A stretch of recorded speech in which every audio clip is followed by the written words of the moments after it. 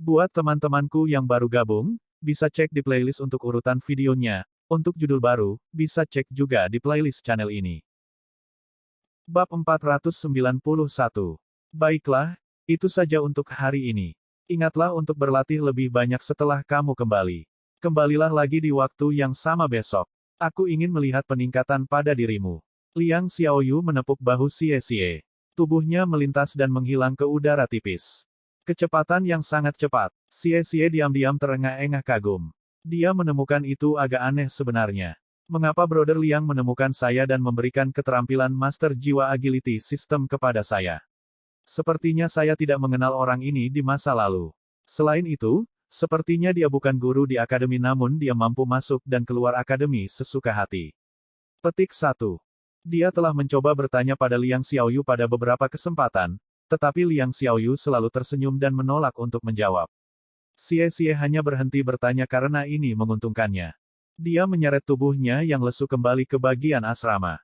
Dia melirik ke sisi asrama Yuanen Yehui. Pintunya tertutup rapat. Yuanen Yehui masih ada di sana. Xie Xie melihat sekeliling dan mengintip 2 kali. Dia mendapati gordennya tertutup rapat, dan tidak ada yang bisa dilihatnya. Dia merasa hatinya bergetar sedikit ketika dia ingat bagaimana dia dibuang kemarin. Dia harus bekerja keras untuk berkultivasi dengan Brother Liang. Ini salahku untuk menyukai gadis seperti itu. Bagaimana mungkin aku bisa mendapat peluang di masa depan jika kekuatanku tidak cukup kuat untuk menjatuhkannya? Petik 1. Kelesuan di tubuhnya sepertinya telah berkurang ketika dia memikirkan hal ini. Dia berlari ke pipa air dan mengisi baskom penuh air untuk mencuci wajahnya. Rasanya sangat menyegarkan. Sebuah suara bergema dari punggungnya pada saat ini. Xie Xie buru-buru berbalik untuk melihatnya. Seperti yang dia duga, pintu ke kamar Yuanen Yehui terbuka saat dia berjalan keluar dari dalam. Dia sudah kembali ke penyamaran kekanakannya. Dia berjalan keluar tanpa melirik Xie Xie. Xie Xie merasakan sentakan di hatinya, dan dia buru-buru mengikutinya. Yuanen, kamu mau kemana? Yuanen Yehui tidak mengucapkan sepatah kata pun saat dia terus berjalan. Apakah kamu akan makan? Lalu aku akan bergabung denganmu. Bagaimana menurutmu? Aku juga merasa lapar. Xie Xie mengikuti di belakangnya seperti anak kecil. Yuanen Yehui tiba-tiba berhenti berjalan. Dia melihat dari balik bahunya ketika dia menatapnya dengan tenang. Xie Xie, di sisi lain, mengangkat kepalanya. Tatapannya melayang ke langit saat dia bersiul, pura-pura tidak melihat apa-apa. Petik 2 tanda seru petik 2. Yuanen Yehui langsung mengejek. Dia berbalik dan pergi. Xie Xie segera menyusulnya. Kali ini dia berhenti bicara. Dia mengikuti di belakang Yuanen Yehui dan menjaga jarak setengah langkah darinya saat dia mengikuti langkah demi langkahnya. Yuanen Yehui keluar dari akademi dan melebarkan langkahnya. Dia hanya berhenti mengakui kehadiran Xie Xie. Namun, siapa yang mengira bahwa orang ini akan terus mengikutinya seperti mengunyah permen karet. Yuanen Yehui berhenti berjalan. Dia berbalik dan memarahi dengan marah. Apakah kamu sudah selesai? Xie Xie melihat sekeliling sebelum akhirnya dia menatapnya. Dia tersenyum ketika dia berkata, jalan ini di sini bukan milik keluargamu kan? Jika kamu bisa berjalan di atasnya, mengapa aku tidak bisa? Tak tahu malu. Yuanen Yehui tidak bisa memukulnya karena mereka berada di jalan yang ramai dengan orang-orang bergegas ke sana kemari. Xie Xie tertawa. Bagaimana kamu tahu namaku yang rendah hati? Kamu benar kali ini. Kamu? Yuanen Yehui benar-benar berharap dia bisa membuangnya lagi, tetapi Xie Xie tampaknya sudah siap kali ini. Dia mundur 1 langkah dengan tiba-tiba dan memperpanjang jarak di antara mereka. Master sistem kelincahan jiwa akan selalu berada di atas angin ketika datang ke saat-saat ketika kecepatan paling penting. Yuanen Yehui memutuskan bahwa dia akan mengabaikannya. Bagaimanapun, dia akan makan dan kembali sendiri. Jika dia mau mengikuti, maka jadilah itu. Mereka berdua berjalan beriringan menuju jalan camilan di dekat Akademi Shrek. Bisnis di jalan camilan tampak agak kosong. Kemungkinan besar karena itu adalah liburan sekolah. Pada hari-hari biasa, ada banyak siswa Akademi Shrek yang ada di sini untuk makan yang langka dan mewah. Semua jenis makanan tersedia di jalan makanan ringan dan murah serta nikmat. Gelombang aroma yang berbeda akan menembus udara dengan setiap langkah yang mereka ambil. Xie Xie benar-benar merasa agak lapar. Perutnya menggeram keras sekali setelah dia mencium aroma makanan di jalan makanan ringan. Yuanen Yehui melihat kemana-mana. Dia terus berjalan sebelum akhirnya berhenti di sebuah kios teppanyaki. Aku ingin memesan 2 batang cumi dan 2 batang kulit dadih. Xie menjulurkan kepalanya dari belakangnya dan berkata kepada penjaga toko, aku akan memiliki 2 cumi tongkat dan 2 batang kulit dadih juga. Aku akan membayar kedua tagihan nanti. Aku tidak ingin kamu membayar tagihanku, kata Yuanen Yehui dingin. Xie tertawa. Kita semua teman sekelas. Kamu tidak harus seserius itu. Kamu dari kelas 1 kelas 1, aku dari kelas 2 kelas 1. Tidak ada teman sekelasmu di sini. Yuanen Yehui mendengus dingin. Xie tertawa sebelum berkata, kami masih dari akademi yang sama. Kakak senior, mengapa kamu tidak membeli makanan untuk kami? Aku tidak keberatan dengan itu. Ekspresi Yuanen Yehui menjadi gelap saat dia memelototinya dengan ganas. Apa yang baru saja kamu panggil aku? Xie bereaksi terhadap situasi dan menjawab, senior. Yuanen Yehui melihat ke belakang dan berhenti memperhatikannya. Baunya enak sekali. Kakak, bisakah kita makan cumi bakar? Sebuah suara yang menyenangkan terdengar pada saat yang tepat ini. Segera setelah itu, suara lain yang bahkan lebih akrab bagi Xie berkata, penjaga kios, saya akan memiliki 50 batang cumi. Xie berbalik tiba-tiba dan menabrak Tang Wulin. Setelah itu, dia melihat Tang Wulin memegang tangan seorang gadis yang terlihat seusia mereka. Xie merasakan tubuhnya bergetar sekali setelah melihat wajah gadis itu. Dia terlalu cantik, seolah-olah dia adalah peri yang turun ke bumi. Yuanen Yehui, Su Xiaoyan, dan Ye Xinglan adalah gadis-gadis cantik. Bahkan Gu Yue dapat digambarkan sebagai seorang gadis dengan temperamen yang indah. Namun, mereka semua memucat dibandingkan dengan gadis ini di depan matanya. Keindahan gadis berambut perak di depan matanya adalah jenis kecantikan yang mendominasi seluruh dunia. Kecantikannya mutlak, tidak mencolok atau tidak baik. Dia secara alami cantik seolah-olah dia adalah favorit langit dan bumi. Hah? Xie, kenapa kamu di sini? Yuanen, kamu di sini juga. Tang Wulin melihat mereka juga secara alami. Yuanen Yehui berbalik, dan ketika tatapannya bertemu Tang Wulin dan Naer yang dia tarik, dia juga tertegun sejenak. Orang ini benar-benar lelaki sejati. Saya pikir dia memiliki hubungan yang baik dengan Gu Yue. Petik 1. Naer memandang Tang Wulin sebelum dengan penuh rasa ingin tahu melihat kedua orang yang berdiri di depannya. Kami keluar untuk makan. Ini. Xie akhirnya berhasil mendapatkan kembali akal sehatnya pada saat ini. Dia memandang Tang Wulin dengan bingung. Tang Wulin dengan tergesa-gesa memperkenalkan, ini Naer, adik perempuanku. Kami berpisah selama bertahun-tahun tetapi tanpa diduga bertabrakan di Pulau Dewa Laut. Naer, ini Xie dan Yuanen. Kata kedua untuk Xie nama Xie berarti bertemu secara kebetulan. Petik 2. Halo semuanya, Naer mengangguk anggun pada mereka sebagai salam. Kali ini bahkan Xie bisa mengetahui situasinya. Ada emosi yang dalam di matanya ketika dia memandang Tang Wulin dan berkata, saudari biologis. Oh, saya ingat, ketika Anda pertama kali tiba di Akademi Issea kami, pernah ada Anda mulai berkelahi ketika selimut Anda diinjak oleh seseorang. Anda mengatakan bahwa pola sulaman di selimut dilakukan oleh adikmu. Apakah ini dia? Petik 2. Tang Wulin tertawa sambil mengangguk. Itu benar, ini dia. Xie menatap wajah indah Naer saat dia buru-buru mengulurkan tangan padanya. Senang bertemu denganmu, senang bertemu denganmu. Aku teman baik Wulin. Aku Xie, seorang penatua sistem kelincahan jiwa. Naer terkikik dan bersembunyi di belakang Tang Wulin. Dia tidak mengulurkan tangannya untuk menjabatnya. Xie diberi bahu dingin, tetapi dia tidak menganggapnya serius. Pandangannya yang terlatih pada Tang Wulin tetap aneh. Yuanen Yehui, di sisi lain, mengangguk pada Naer sebagai ucapan. Duduklah di sini. Kalian semua memesan banyak makanan, aku butuh waktu untuk memasak, kata penjaga warung teppanyaki. Baik, ada beberapa meja di belakang warung teppanyaki. Daerah itu udara terbuka, tetapi bisnisnya masih cukup bagus karena makanannya enak. Hanya ada satu meja kosong yang tersedia saat ini. Tang Wulin dan rombongan tiba di meja dan duduk. Adegan ketika mereka duduk di sana mencium aroma cumi-cumi bakar yang memiliki semacam keindahan. Tang Wulin secara alami duduk dengan Naer di satu sisi sementara Yuanen Yehui dan Xie duduk di sisi yang berlawanan. Yuanen Yehui tidak punya pilihan lain selain bertahan dengan Xie dengan enggan karena tempat itu tidak terlalu luas. Kakak, kenapa kamu tidak kembali tadi malam? Xie menanyai Tang Wulin. Tang Wulin menatapnya sebelum dia memandang Yuanen Yehui.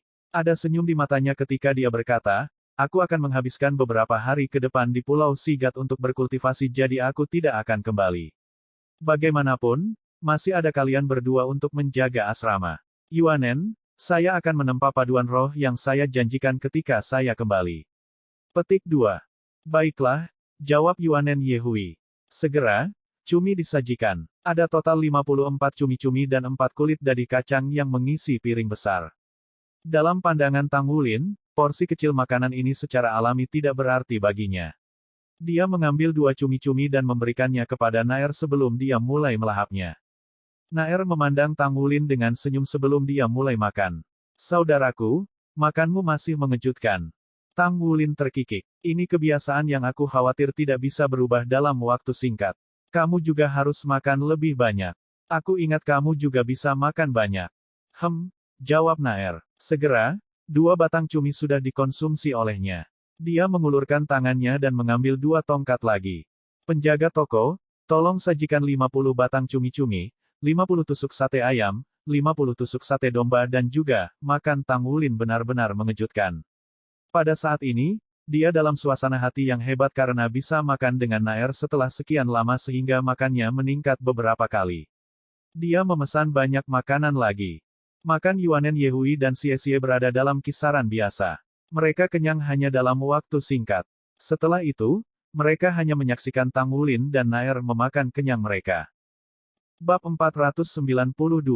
Mereka semua akrab dengan selera Tang Wulin. Tang Wulin pernah menghentikan Yuanen Yehui dan menjual logam tempah hanya untuk membeli makanan. Namun, tindakan Naer saat ini adalah apa yang benar-benar mengejutkan mereka. Wanita kecil ini memiliki penampilan yang ramping. Meskipun dia tidak sekuat Tang Wulin ketika dia makan, dia tidak menunjukkan tanda-tanda berhenti sama sekali. Setidaknya sepertiga dari makanan sudah berakhir di perutnya, makannya sangat bagus. Xie menelan ludah. Dia tidak bisa menahan diri dan bertanya pada Tang Wulin, Bos, apakah keluargamu menghususkan diri dalam menghasilkan pemakan besar? Naer, jangan pernah mengikuti jejaknya. Jangan menggigit lebih banyak daripada yang bisa kamu kunyah. Naer terkikik tetapi tidak mengatakan apa-apa sambil terus makan. Tang Wulin memberinya pandangan khawatir. Untuk bisa makan adalah berkah, tidakkah kamu tahu itu? Naer, apa lagi yang ingin kamu makan? Naer menggelengkan kepalanya. Tidak perlu kakak, aku sudah cukup. Enak, sudah lama sejak aku makan ini.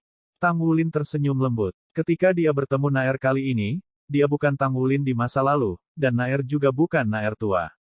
4 hingga 5 tahun telah berlalu, dan dia tumbuh banyak. Namun, Naer telah berubah lebih banyak lagi. Dia bisa dengan jelas merasakan bahwa Naer menghindari sesuatu dengan sengaja. Kapanpun keluarganya disebutkan, dia akan dengan sengaja mengubah topik pembicaraan. Setelah 2 upaya, Tang Wulin tidak menekan lebih jauh, ia tidak ingin menempatkan Naer di tempat. Karena dia tidak mau membicarakannya, dia tidak akan menanyakannya. Selama dia masih saudara perempuannya, itu sudah cukup baginya. Bisnis restoran barbecue sedang booming. Ada antrian panjang pelanggan di luar, dan meja-meja di dalam restoran juga telah mengubah pelanggan beberapa kali. Namun, Tang Wulin dan yang lainnya masih di sini karena mereka memesan begitu banyak. Wanita itu cukup tampan. Tang Wulin sedang makan ketika tiba-tiba, di tengah-tengah kebisingan, dia menangkap suara yang sengaja diturunkan tapi jelas mengancam. Dengan peningkatan basis kultivasinya dan penyerapan konstan esensi Raja Naga Emas, ketangguhan tubuh dan indera terus diperkuat. Dia bahkan bisa merasakan bahwa niat jahat ini diarahkan kepada mereka. Yuanen Yehui saat ini berpakaian seperti laki-laki. Di antara mereka berempat, hanya Naer yang memiliki penampilan seorang gadis. Tang Wulin tanpa sadar mengangkat kepalanya saat dia melihat ke arah suara itu. Beberapa pemuda yang tampak berusia 20-an baru saja tiba di restoran barbecue. Beberapa dari mereka yang berdiri di depan bertelanjang dada. Mereka membuka lengan dan tato mereka di dada mereka. Mereka terlihat jahat, dan jelas bahwa mereka bukan orang baik. Para pelanggan yang sedang mengantri secara tidak sadar membuka jalan bagi para pemuda setelah melihat mereka. Bahkan ekspresi pemilik toko barbecue sedikit berubah. Dia menunduk dan terus memanggang seolah-olah dia tidak melihat mereka. Orang yang berbicara sebelumnya berdiri di sebelah kiri di antara trio yang berjalan di depan. Mulutnya menjulur keluar, dan dagunya berbentuk seperti kera. Meskipun dia memamerkan dadanya, dia tampak seperti sekantung tulang. Lei kecil, apakah kamu berbicara tentang yang berambut ungu? Pemuda ini memiliki gaya rambut mohawk. Dia tinggi dan memiliki tubuh yang kuat. Singkatnya, dia tampak seperti banteng. Tato di lengannya adalah hantu jahat yang tampak buas yang menambah keganasannya. Itu benar, saudaraku Feng, itu gadis itu. Dia terlihat cantik. Jika kita menunggu beberapa tahun lagi sampai dia matang menjadi seorang wanita, siapa yang tahu kecantikan seperti apa dia nanti? Dia agak muda, bukan begitu? Seorang pemuda kekar mengerutkan kening. Lei kecil mencibir. Ada ekspresi bejat di wajahnya. Yang muda lebih baik. Apakah kamu tidak mendengar? Ada metode untuk menumbuhkan wanita muda yang cantik. Setelah kamu mengolahnya, mereka akan sangat dekat denganmu.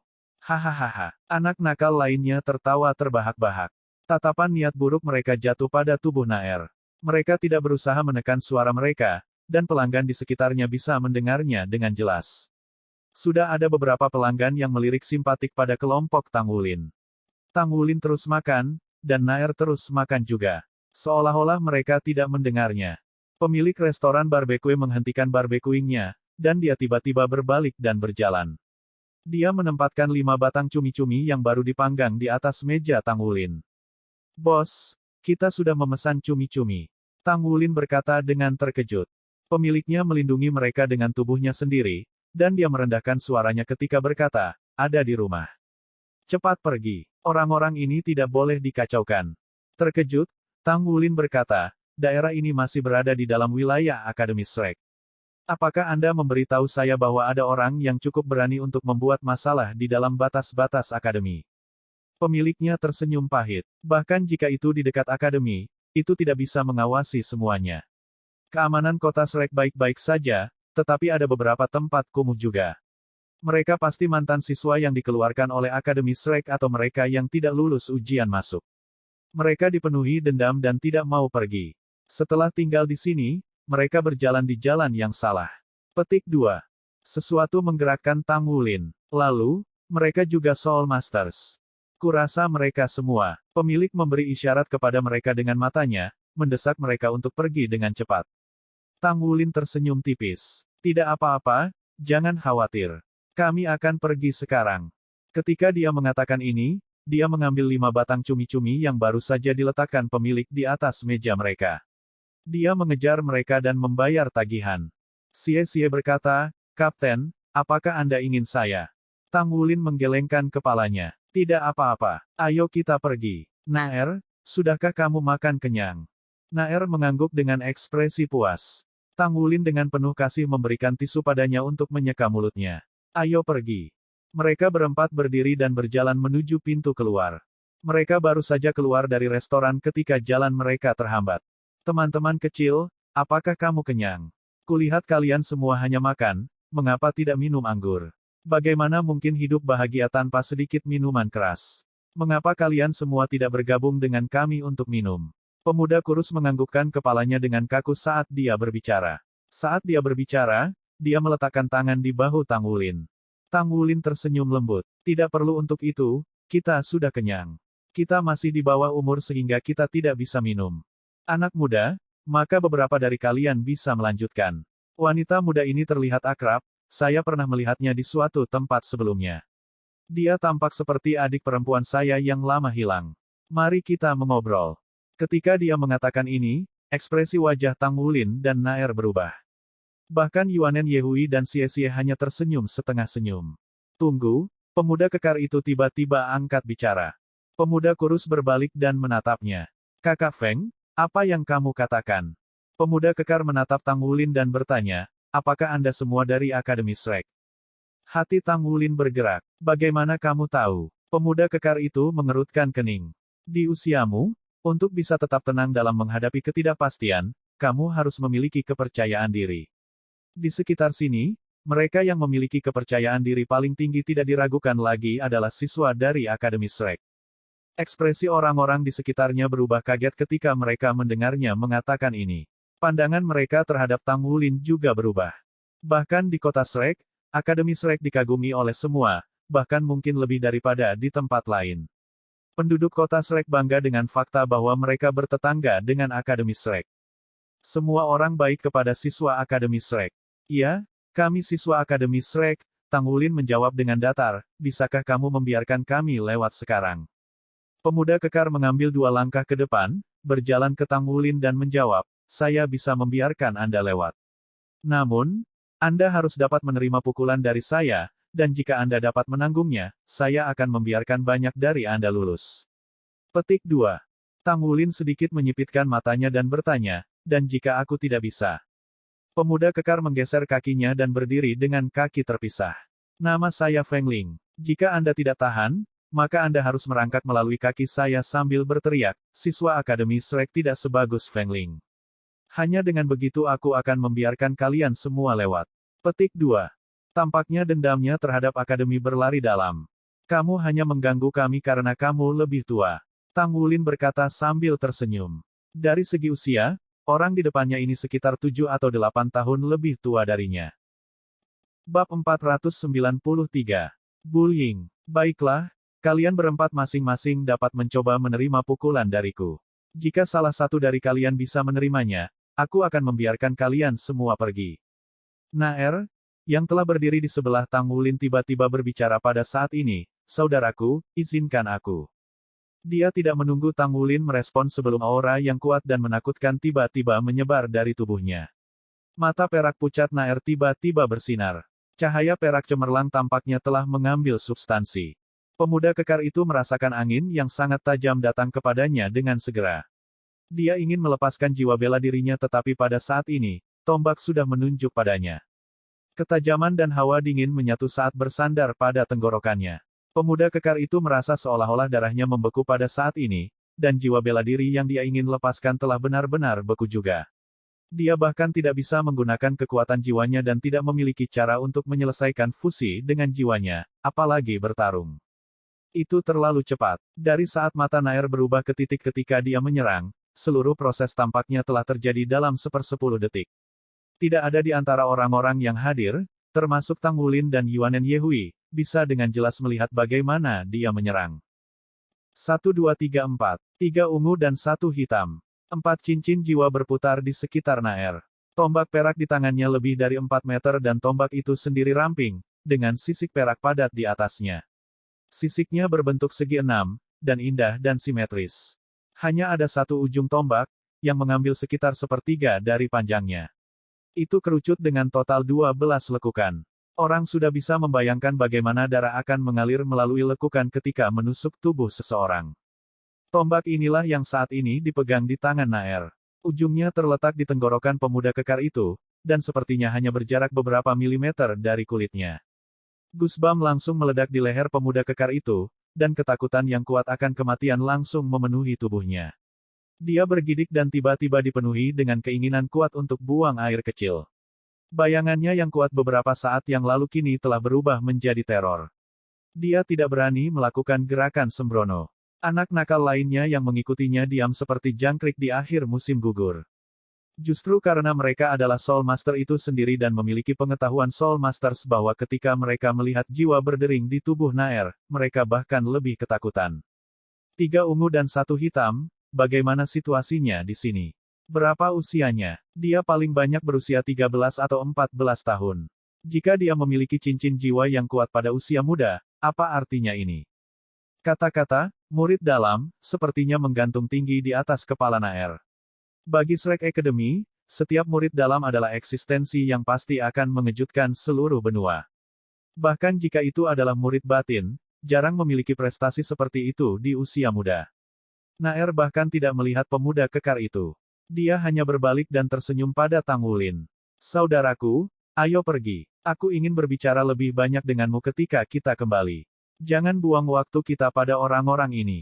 Bagaimana mungkin Tang Wulin tidak merasa terkejut? Ketika dia baru saja memulai pelatihan bertahun-tahun yang lalu, jiwa bela diri Naer bahkan belum terbangun. Namun, basis kultivasi Naer sekarang telah melampaui miliknya. Dia sudah menjadi leluhur jiwa dengan 4 cincin jiwa. Cincin jiwanya juga sangat kuat. Tang Wulin tidak berpikir cincin jiwa keempatnya bisa bergabung dengan cincin jiwa hitam 10.000 tahun. Tentu, inilah yang dia harapkan juga. Jiwa bela diri Naer. Apakah itu tombak di genggamannya? Apakah itu sistem agility? Kekuatan seperti itu. Ketika tombak itu menyerang, Tang Wulin merasakan esensi darahnya melonjak dalam dirinya seolah-olah akan keluar dari tubuhnya.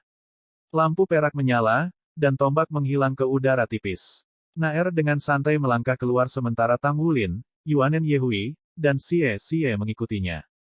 Mulut Xie Xie terbuka lebar sejak awal. Yuanen Yehui, di sisi lain, memandang Naer dengan mata berkilau. Orang awam memperhatikan kemeriahan sedangkan para profesional memperhatikan kemampuan. Bahkan dia tidak bisa melihat dengan jelas bagaimana Naer menikam tombaknya. Dia meletakkan tangannya di dadanya dan bertanya pada dirinya sendiri apakah dia bisa memblokirnya. Itu terlalu cepat. Naer bertindak seolah-olah tidak ada yang terjadi saat dia memeluk seluruh lengan Tang Wulin. Dia tersenyum manis dan indah ketika dia berbicara tentang rasa indah dari makanan yang mereka makan sebelumnya.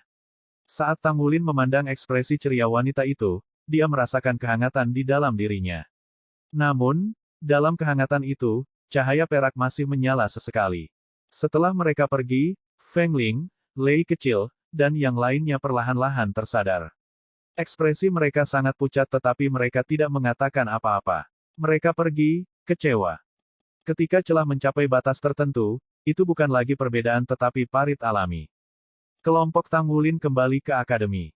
Tang Wulin berkata kepada Yuanen dan Xie Xie, kalian kembali ke asrama, aku akan berkultivasi di Pulau Dewa Laut beberapa hari ini. Aku akan kembali sebelum semester dimulai. Yuanen, aku akan mencapai apa yang aku janjikan Anda sebelum istilah dimulai. Petik 2. Baik. Petik 2. Yuanen berbalik dan pergi. Dia berlari menuju asrama siswa yang bekerja. Xie Xie melirik Tang Wulin sebelum melirik Naer. Dia ingin mengatakan sesuatu, tetapi akhirnya, dia menggigit lidahnya. Dia melambai ke Tang Wulin dan berlari mengejar Yuanen Yehui. Tang Wulin dan Naer berbalik ke pelataran dalam. Naer melompat ke depan, dan dia tampak sangat bahagia. Tang Wulin tidak bisa menahan senyum ketika dia melihat bahwa dia bahagia ini. Dia akhirnya menemukan saudara perempuannya. Ayah, ibu, tunggu aku. Aku akan menemukan kalian berdua juga, dan kita akan mengadakan reuni keluarga. Petik 1. Yuanen, tunggu aku. Xie Xie dengan cepat menyusul Yuanen Yehui yang berada di depan dengan kekuatan kaki agility sistem Soul Master-nya. Yuanen Yehui mengabaikannya. Dia terus berjalan menuju asrama siswa yang bekerja. Yuanen, aku ingin bertanya sesuatu padamu. Xie Xie mengikuti langkahnya dan tiba-tiba bertanya dengan suara rendah. Apa yang kamu rahasiakan? Yuanen meliriknya ke samping. 2 hari telah berlalu, dan amarahnya juga agak mereda. Lagi pula, Xie Xie tidak melakukannya dengan sengaja hari itu dan lamarannya beberapa hari yang lalu telah membangkitkan perubahan dalam hatinya. Sejak dia masih kecil, dia adalah pria pertama yang mengaku dan melamarnya. Bahkan jika dia benar-benar tidak tertarik pada pria itu, gadis manapun akan meninggalkan kesan mendalam setelah kejadian seperti itu. Tidak ada seorang pun yang tidak ingin disukai oleh seseorang. Itulah sebabnya dia tidak lagi marah meskipun dia terus mengatakan pada dirinya sendiri untuk mengabaikannya. Xie Xie selalu menyibukkan dirinya dengan pembersihan. Dia bahkan akan bangun di pagi hari dan meletakkan baskom berisi air di depan pintunya. Meskipun dia berbicara dengan kasar ke arahnya, dia masih senang dengan tugas itu. Tidakkah kamu berpikir bahwa Wulin dan saudara perempuannya terlalu akrab? Mereka bukan saudara kandung biologis. Juga, saudara perempuannya sangat cantik, kata Xie Xie. Maksud kamu apa? Yuanen menatapnya dengan ragu. Xie Xie menjawab, oh, tidak ada apa-apa. Aku hanya sedikit khawatir. Kemampuan kakaknya jauh lebih kuat dari yang kita bayangkan. Dia cantik, dan dia jelas enggan berpisah dengannya. Setiap pria akan tertarik pada ini. Oh, aku tidak mengatakan bahwa ini aku. Hanya ada kamu di hatiku. Petik 2. Pergi, Yuanen Yehui tiba-tiba mengambil langkahnya. Hei, jangan pergi. Biarkan aku selesai, Xie Xie menyusulnya lagi. Masalahnya sekarang adalah, bagaimana dengan Gu Yue? Semua orang memiliki mata yang tajam, siapapun dapat mengatakan bahwa Gu Yue menyukai Wulin. Kami sudah bersama sejak lama sekarang, jika Wulin berakhir dengan saudara perempuannya di masa depan, apa yang akan terjadi? Terjadi pada Gu Yue. Petik 2. Yuanen Yehui terpana. Dia memandang Xie Xie. Kenapa kamu mencampuri urusan orang lain? Hanya orang yang terlibat yang bisa memutuskan sesuatu seperti perasaan mereka. Xie Xie berkata dengan melankolis, tapi kita berteman. Akan sangat menyebalkan jika kita akhirnya tidak bisa berteman. Lagi pula, Gu Yue benar-benar memperlakukan Wulin secara berbeda. Aku yakin bahkan kamu bisa tahu. Yuanen Yehui berkata dengan datar, bagaimana jika saya bisa? Bagaimana jika saya tidak bisa? Berapa umur Anda? Pikiran Anda hanya dipenuhi dengan pikiran-pikiran ini. Tidak heran Anda begitu lemah. Xie gelisah. Apa maksudmu aku lemah? Apakah kamu mengatakan bahwa aku tidak cukup baik untukmu? Yuanen Yehui berkata dengan datar, sudah cukup bagi Anda untuk mengetahuinya sendiri, Anda tidak harus mengejanya. Kamu? Xie berseru dengan marah, jika saatnya tiba ketika aku bisa mengalahkanmu, kamu harus menikahiku, bagaimana itu? Yuanen Yehui meliriknya dan diam saja. Dia melompat dengan cepat dan terus menuju ke asrama. Xie mengayunkan tangannya dengan paksa. Dia tiba-tiba dipenuhi dengan semangat. Setidaknya, dia tidak menolak saya. Itu berarti jika saatnya tiba ketika aku bisa mengalahkannya, aku akan punya kesempatan. Petik 1. Mengalahkannya, mungkin sedikit sulit. Dia memiliki jiwa bela diri kembar, dan mereka berdua yang top tier. Hal ksatria jiwa kembar ini tidak adil. Saya memiliki jiwa bela diri kembar juga. Kerja keras, aku harus kerja keras. Saya harus mengalahkannya. Petik 1. Bab 494. Dia tidak salah dalam pikirannya. Sebagai seorang pria, jika seseorang tidak lebih mampu daripada wanita, seberapa memalukannya. Pada saat ini, Tang Wulin dan Naer sudah kembali ke pelataran dalam. Saudaraku, Anda mungkin bertanya-tanya apa jiwa bela diri saya. Naer berkata sebelum dia mengangkat tangannya. Cahaya perak berkilauan dan tombak muncul di genggamannya lagi. Tombak itu bergetar, dan itu nampak sekuat seekor naga. Cahaya perak berkilau dan membentuk bayangan perak. Jiwa bela diri saya adalah tombak naga perak, kata Naer lembut. Tombak naga perak. Tang Wulin tercengang dan merasakan sesuatu mengaduk di dalam dirinya. Naer terkikik sebelum dia menarik kembali jiwa bela dirinya dan melompat ketika dia naik perahu Sigat Lake dengan gesit seperti elf. Tang Wulin buru-buru mengikuti. Bulan malam ini sangat cerah. Permukaan danau memantulkan cahaya dari bulan dan bintang-bintang. Untuk sesaat, seluruh dunia tampak dipenuhi dengan cahaya dari langit berbintang. Di permukaan danau, perahu kecil itu bergoyang. Sepertinya mereka menghancurkan pantulan yang tampak seperti Bima Sakti ketika mereka bergerak menuju Pulau Sigat. Bintang-bintang di langit sangat cantik. Naer berkata dengan senyum lembut. Tang Wulin tersenyum juga. Hatinya sangat damai saat dia duduk di kapal dan memandang Naer yang duduk di haluan. Naer adalah seorang guru jiwa, apakah itu penting? Naer kuat, apakah itu penting? Tidak, semuanya tidak penting. Yang penting adalah bahwa saudara perempuannya ada di depannya, aman dan sehat. Yang penting dia akhirnya menemukannya. Waktu berlalu dengan cepat ketika seseorang bersenang-senang. Perahu kecil itu agak lambat tetapi mereka mencapai Pulau Sigat. Naer melompat dari perahu dengan Tang Wulin berjalan di sampingnya. Dia memeluk lengan Tang Wulin dengan wajah diliputi senyum manis dan indah. Tang Wulin membelai kepalanya seperti yang dia lakukan ketika mereka masih kecil. Dia bisa melihat keterikatan mendalam di mata Naer. Naer menunjuk ke arah lereng bukit di depan mereka saat dia berkata dengan lembut kepada Tang Wulin yang mengantarnya kembali, aku pergi ke sini. Tang Wulin berhenti. Baiklah, lebih baik kamu kembali. Naer berkata, saudaraku, mari kita bertemu di sana lagi besok. Tang Wulin menjawab, baiklah, tapi saya khawatir saya tidak bisa menghabiskan waktu sebanyak ini besok. Saya masih harus berkultivasi. Baiklah, aku senang bisa bertemu denganmu. Naer melambai pada Tang Wulin. Dia berjalan kembali ke hutan di lereng bukit dan menghilang tanpa suara. Tang Wulin melihatnya pergi. Tang Wulin menarik napas dalam-dalam sebelum menghembuskannya perlahan. Rasanya sangat enak bahwa dia menemukan Naer. Dalam beberapa hari berikutnya, Tang Wulin terus membudidayakan naga emasnya mengejutkan surga. Karena fakta bahwa dia telah menyelesaikan pembalikan yang paling rumit dari esensi darahnya, dan esensi darahnya energik, dia membuat kemajuan besar dalam memajukan Golden Dragon Socks the Heavens. Pada hari ke-6, Zuozi memberikan gerakan kedua dari 9 bergerak Scarlet Dragon kepadanya, naga mengguncang bumi. Jika Tang Wulin bisa mengolah ini, itu adalah naga emas mengguncang bumi. Pertama, kejutkan langit. Lalu, goyangkan bumi. Dengan Golden Dragon Socks the Heavens sebagai fondasinya, Tang Wulin agak cepat dalam mencari tahu langkah kedua. Namun, ada sesuatu yang membingungkannya. Dia mencoba mengetahuinya selama beberapa hari tetapi dia tidak tahu untuk apa cincin jiwa garis keturunan keduanya. Sepertinya itu tidak memiliki efek lain selain mampu memancarkan cahaya. Dia telah melalui begitu banyak kesulitan untuk menembus segel keempat dan mendapatkan cincin jiwa kedua hanya untuk menemukan sesuatu yang tidak berguna. Bagaimana mungkin dia tidak merasa tertekan? Meskipun Tang Wulin tidak ingin peduli dengan kemampuan Naer, itu masih memicu kegilaan dalam dirinya untuk berkultivasi ketika dia melihat wanita itu menampilkan 4 cincin jiwa dan kemampuan tombak yang sangat gesit.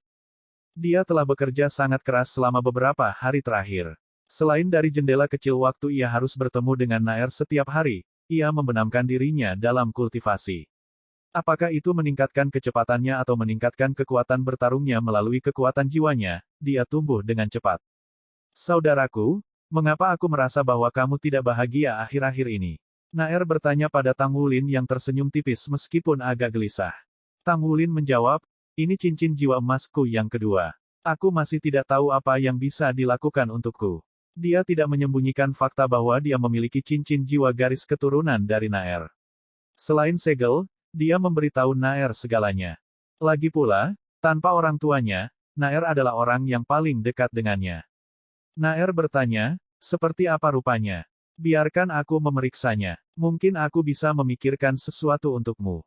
Baiklah, Tang Wulin mengerahkan esensi darahnya. Sisik naga emas muncul, dan 2 cincin jiwa emas muncul juga.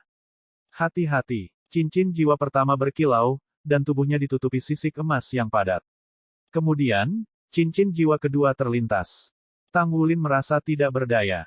Keterampilan jiwa kedua ini tidak hanya sia-sia, tetapi hanya bisa dilepaskan saat dia menggunakan tubuh naga emas.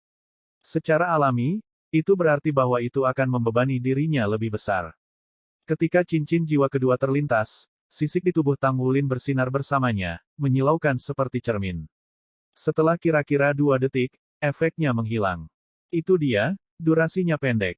Jika aku ingin menggunakannya lagi, aku harus menggunakan banyak kekuatan esensi darahku. Ini benar-benar membuatku bingung seperti apa itu. Ketika aku menggunakannya, tidak ada perubahan dalam jiwaku atau kekuatan esensi darahku. Bahkan tidak ada gerakan serangan kuat yang menyertainya. Naer merenung sejenak sebelum dia menjawab, bagaimana dengan pertahanan? Apakah kemampuan defensifmu diperkuat? Tang Wulin tercengang. Pertahanan. Dia belum pernah memikirkan hal itu sebelumnya.